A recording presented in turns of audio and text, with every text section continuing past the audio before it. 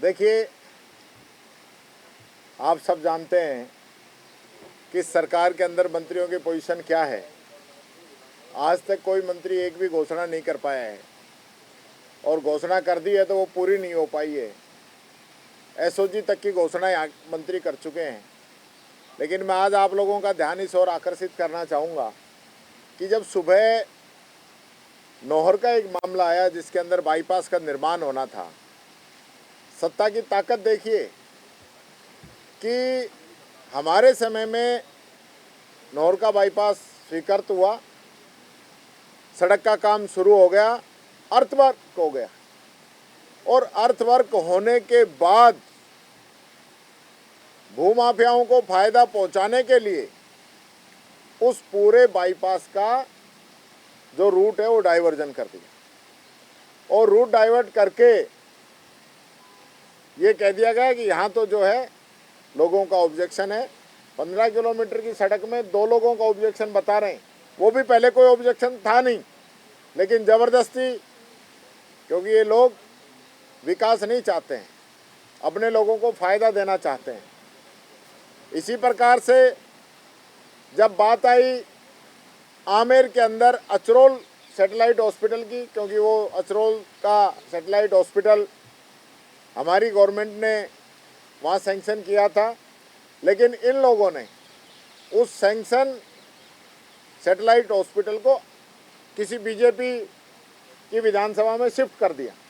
और जब माननीय सदस्य पूछते हैं तो मंत्री जी जवाब आमेर का देते हैं, और जब मैं उनको बताता हूं तो उनको दिक्कत होती है कि आप बार बार क्यों पूछते हैं।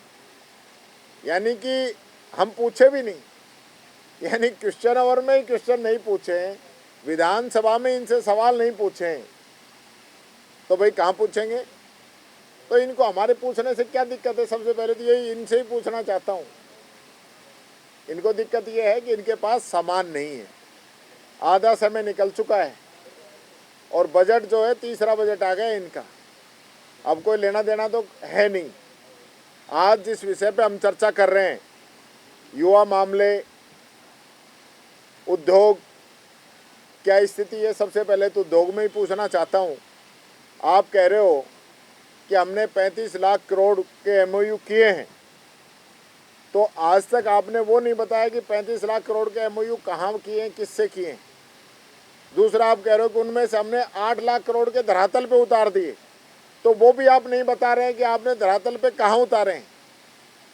और तीसरी जो सबसे अहम बात है, अपने मित्रों को फायदा देने के लिए सिर्फ जमीन आवंटन करने का काम ये लोग कर रहे हैं, ये बात मैं कहना चाहता हूँ। युवाओं के लिए जिस प्रकार से नशे की गिरफ्त में ये युवा जा रहा है, उसके लिए कोई प्लान ये सरकार नहीं लेके आई। बेरोजगारी भत्ता तक ये समय पे नहीं दे रहे हैं, न उनकी संख्या बढ़ा रहे हैं, न उनकी राशि बढ़ा रहे हैं। ये स्थिति यहाँ पे इन लोगों ने कर रखी है। तो मैं समझता हूँ सिर्फ गुमराह करने वाला काम ये पर्ची सरकार कर रही है। विकास के नाम पे सिर्फ और सिर्फ खोखले दावों के अलावा कुछ भी नहीं है। सर, अशोक सर, देखिए, बहुत गंभीर विषय है कि भारतीय जनता पार्टी का एक कार्यकर्ता राहुल गांधी जी समेत 25 सांसदों को गोली से मारने की धमकी देता है। ये बहुत गंभीर विषय है। ये भारतीय जनता पार्टी किस दिशा में इस देश को लेके जाना चाह रही है, कितना जहर जो है ये घोल रहे हैं, कितना गुस्सा जो है लोगों के अंदर ये पैदा कर रहे हैं। और बीजेपी के कार्यकर्ता इस प्रकार की भाषा बोल रहे हैं। आप देखेंगे कि चारों ही तरफ, यहाँ कल आज हाईकोर्ट को 11वीं बार बम से उड़ाने की धमकी मिल गई। यानी कोई ऐसा दिन नहीं जा रहा जहाँ कोई धमकी नहीं मिलती हो। और लोकसभा के अंदर जो हमारे नेता प्रतिपक्ष है राहुल गांधी जी, उनके खिलाफ इस प्रकार की धमकी मिलना, और वो भी बीजेपी के कार्यकर्ताओं के द्वारा, तो ये भारतीय जनता पार्टी की मानसिकता क्या है, ये इससे शो होती है, ये मैं बताना चाहूँगा।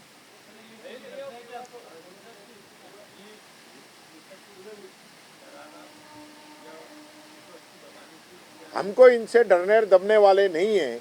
ये तो पॉलिसी इनकी बहुत पहले से चल रही है।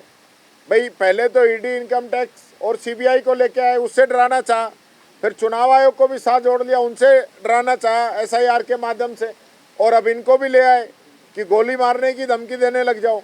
इन धमकियों से राहुल गांधी जी और कांग्रेस का एक भी नेता और कार्यकर्ता डरने वाला नहीं है।